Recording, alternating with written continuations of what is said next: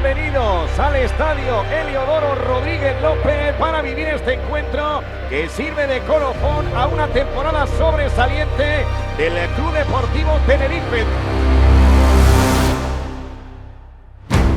El Tenerife, evidentemente recién descendido, fue un golpe durísimo en la isla la temporada pasada en la Liga Hypermotion. Gol del Club Deportivo Tenerife. Un recién descendido que tiene pinta de tener un equipo más propio de la categoría de plata. Va a aprovechar el set de Juanjo. Gol del Club Deportivo Tenerife, Enrique Gallego. El Supertete, el líder que todo lo gana y que nada encaja.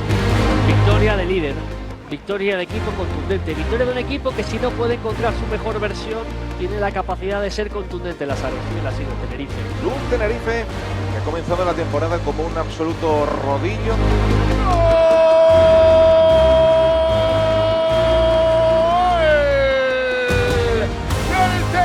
Victoria +3, portería 0 y campeonato de invierno para el Tenerife. De centro va a llegar el tanto del empate. Gol.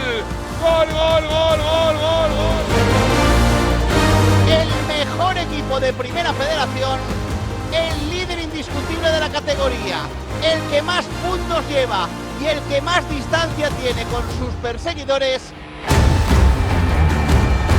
Encarando a su par, la tiene Enrique.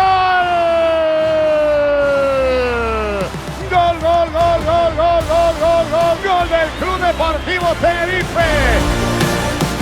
Estalla el Heliodoro Rodríguez López. El Club Deportivo Tenerife es nuevo equipo de segunda división.